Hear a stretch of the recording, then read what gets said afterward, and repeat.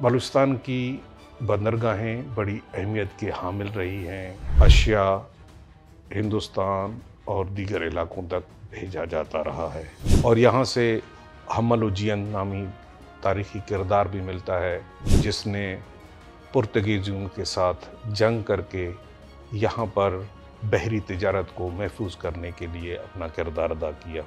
لیکن تاریخی طور پر یہ بتایا جاتا ہے کہ پسنی میں ایسٹ انڈیا کمپنی کی تجارت بھی اس کے ذریعے ہوا کرتی تھی۔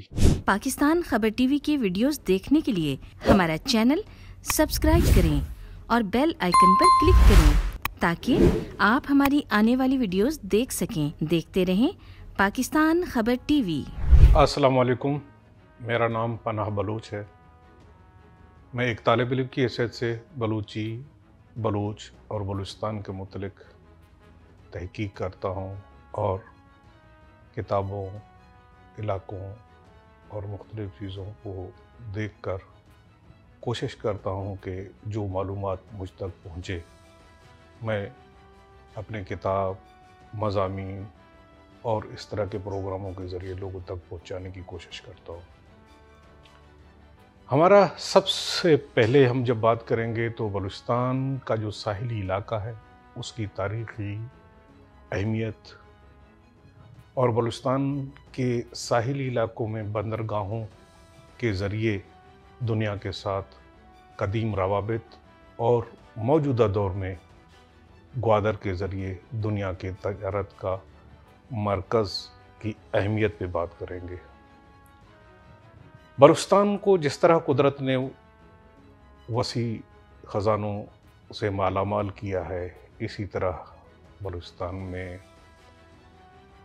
ایک وسیع ساحل بھی ہے جو 700 سے زیادہ کلومیٹر رقبے پر پھیلا ہوا ہے، اور اس ساحل پہ جب ہم نظر ڈالتے ہیں تو دنیا کے قدیم دور میں یہاں پہ بلوچستان کے مختلف ساحلی علاقوں میں بندرگاہیں ہوا کرتی تھی، چھوٹی بڑی، جو دنیا کے تجارت کا مرکز رہی ہیں۔ ہم اگر دنیا کے بیوپار کے راستوں پر نظر ڈالیں گے تو ایک آتا ہے قدیم سلک روٹ، جس سے مغربی دنیا کا مشرقی دنیا تا چین اور روس جو کاروبار ہوا کرتا تھا وہ قدیم سلک روٹ کے ذریعے ہوتا تھا۔ اس قدیم سلک روٹ کے دور میں بلوچستان کی بندرگاہیں بڑی اہمیت کی حامل رہی ہیں۔ وسطی ایشیا کو جنوبی ایشیا سے منسلک کرنا یا افغانستان، ایران، ہندوستان کے بیوپار کو چین اور روس اور مغربی دنیا تک پہنچانے کا، پھیلانے کا ذریعہ بھی رہی ہیں۔ تو سب سے پہلے بات کریں گے کہ بلوچستان کی قدیم جو بندرگاہیں تھیں ان کا ہم تذکرہ کریں گے۔ تو سب سے پہلے جب ہم نام لیں گے تو ہمارے پاس سون میانی کا جو بندر ہے اس کا تذکرہ ملتا ہے۔ سون میانی آج بھی ایک چھوٹا سا شہر ہے اور چھوٹے پیمانے پہ وہاں پر ماہی گیری ہوتی ہے۔ یورپی سیاح ہنری پورٹنجر، چارلس میسن، ڈیونٹ وغیرہ نے اس کے بارے میں لکھا ہے۔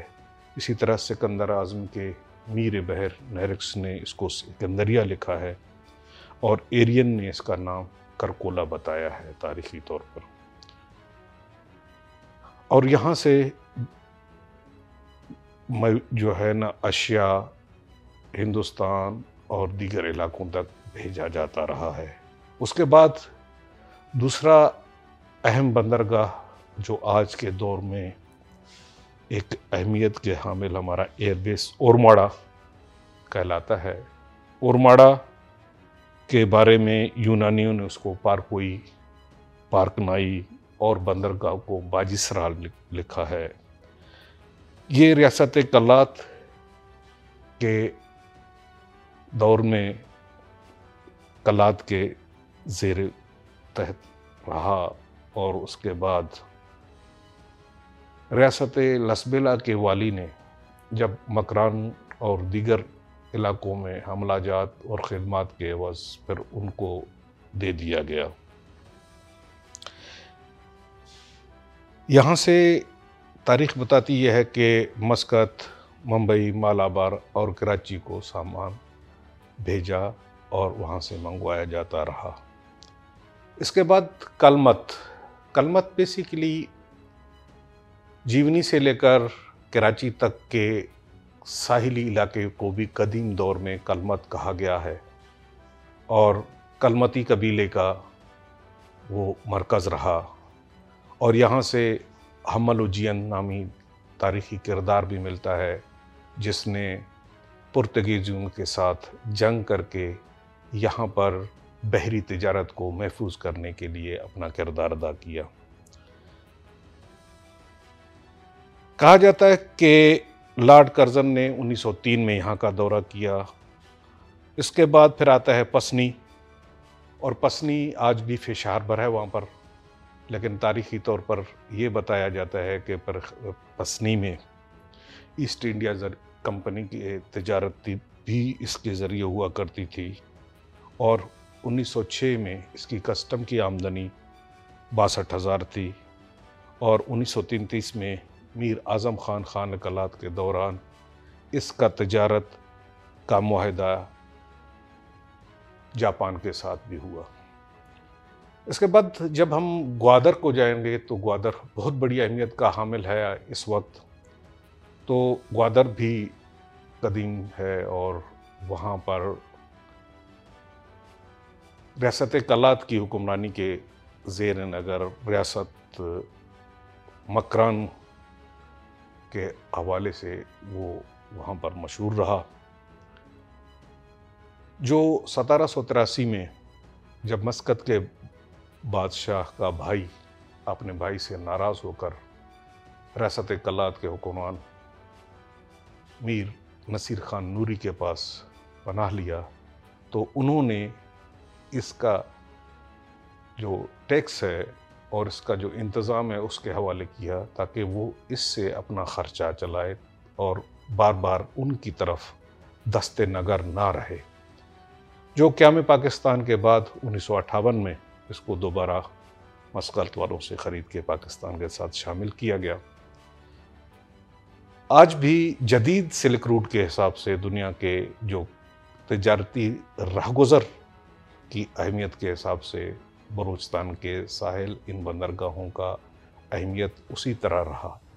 آج ایک اور آپ کو اطلاع جو ہے تھوڑی سی انفارمیشن دے دوں کہ 1770-80 میں انہی بندرگاہوں کے ذریعے 3 لاکھ 3.5 لاکھ چیزوں کی برآمد اور 2.5 لاکھ کے چیزوں کی درآمد ہوئی۔ اسی طرح 1771-72 میں